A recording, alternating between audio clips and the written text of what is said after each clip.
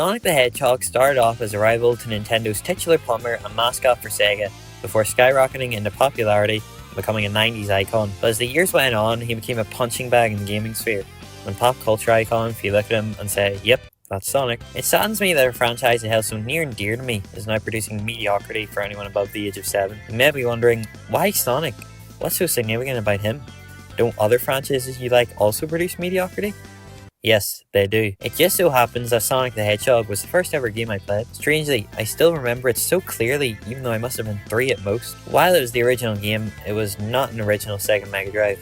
Rather, a plug-and-play version that was made during that boom of them in the 2000s. However, from the way I remember it, I was basically playing the original with how good the quality was. I remember holding the original Mega Drive controller, 6 buttons and all. I always wondered what all the buttons that weren't A did. But likewise, it didn't matter, as for all I knew, this was just the Sonic box. Although, there was actually another game I recall being on it that I played with quite a bit. I have no idea what the game is, because my memory of it is fuzzy as best. But from what I recall, you play as the bird you saved from the robots in Sonic, and went around collecting eggs to hatch more birds. If I find it while editing this video, I'll put it up on screen. Anyways, back to Sonic. The title screen, music, and Green Hill Zone stood out so much to me. The game presents you with this lush and flourishing environment, begging you to run around in it. It also helps a Sonic contrast with the landscape to create a really strong image. Green Hill Zone could be deconstructed even further, but I'll leave it there as it warrants a separate discussion entirely. Continuing on, Sonic and his personality also left an impression on me. From the moment he wags his finger on the title card, you can tell he's cool. It may not seem like it now, but Sonic was at one point cool, just like how the plague was a deadly virus. Really in your face. This is evident by the fact if you don't make any inputs for a few seconds, Sonic will stop and look at his watch, tap his feet impatiently, and be annoyed by the fact you aren't moving him. Fun fact, in Sonic CD they took this to the extreme and had Sonic jump off the screen after 3 minutes, causing you to game over. It's little details such as those that'll stick with you and make the experience even more memorable and stick out from the crowd. Finally, to play into the stereotype, no, I couldn't get past Marble Zone. At first. However, Spring Yard was my limit. Fast forward a couple of years and a 3DS landed in my hands one fateful Christmas morning and I fell in love with it. Unlike the Mega Drive, this was my very own brand new console, which made it even more special. I have countless memories of taking this thing everywhere and I'll cherish it forever. So, what did I play on it? Well, there was Super Mario 3D Land and Super Mario 3D Land, because why would you ever play anything else that isn't Mario 3D Land? It turns out that at least the first year of me having this handheld was dedicated to only 3D Land. If that game shocked me, imagine how I reacted when I realised other video games exist. Naturally, it didn't take long for that blue bastard to run right back into my heart. Sonic Generations for 3DS was my second Sonic game and it was phenomenal. The gameplay was so thrilling. It was a perfect expansion from the game I played on the Mega Drive, with all the dynamic camera angles, and new boost gauge made things even more exhilarating. In addition, a couple of months before I got my 3DS, me and the internet first crossed paths, and I discovered YouTube.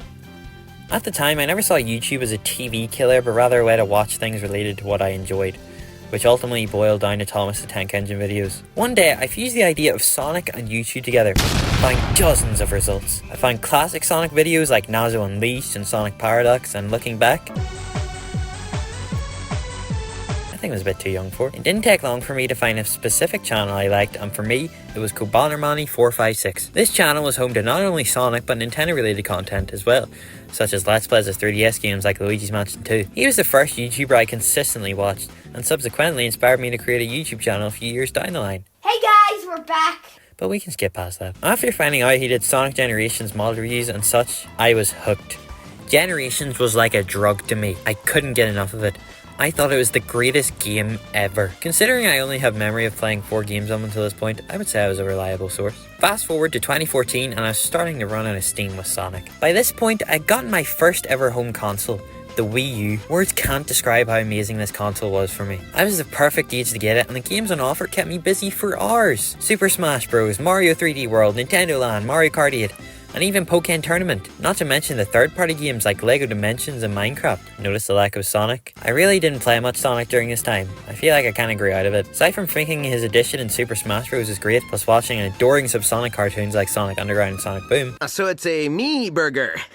An A-me burger. See, I took the original name and did a clever twist on it using your name. Yeah, clever.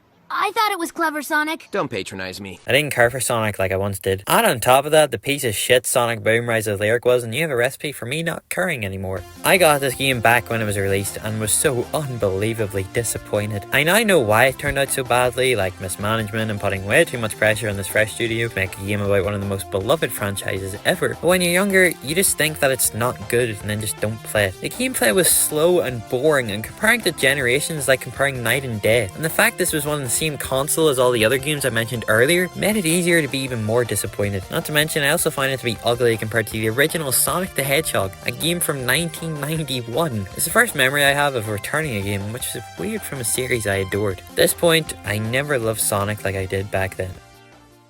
This is not to say I stopped playing Sonic. I still play and enjoyed the classic games like 1 and 2, even Sonic 4, which, let's be real, was fine. In fact, I would say I played too much Sonic 1 and 2. I had those games on pretty much every system I owned, including tablets, and I don't know why. I had the Sonic Classics collection on the DS and even bought the original Sonic 1 and 2 on my 3DS. I also played tons of the Sonic Heroes Battle Mode at a friend's house on his Xbox, some Sonic and All-Stars Racing Transformed, and Lost World on 3DS. That then leaves us with basically the present day. From 2017 onwards, I merely like Sonic as a gaming series as opposed to a franchise I really cared about. Sonic Mania was and is fantastic, and I sunk so many hours into it when it came out, and Sonic Forces made me feel better knowing I could never produce something that shitty even if I tried. Team Sonic Racing was fine, I'm sure you forgot about it. Finally, Sonic Frontiers was good, and a solid first step towards something actually great. I didn't even pick this one up when it was released. I just happened to stumble upon it in a CEX one day for £20.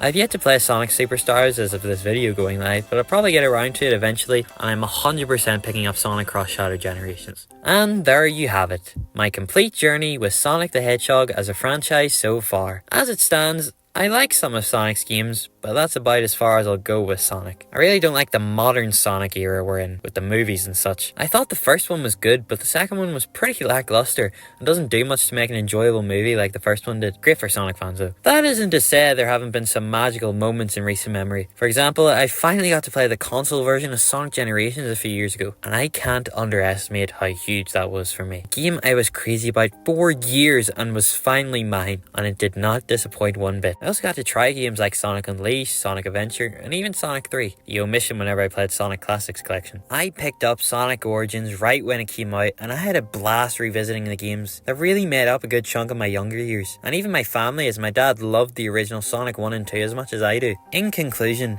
Sonic the Hedgehog will be a series that I will always like, but unfortunately no longer care about the same way I once did when I was younger. I moved on from Sonic to delve into the deeper world of Nintendo and franchises like Mario and Pokemon. I had a bit of a Pac-Man phase with the ghostly adventures after Smash 4 came out, and series like Kingdom Hearts appealed to me way more than Sonic does right now. Which is sad to say, but you can't stop changing tastes, no matter how fast you are.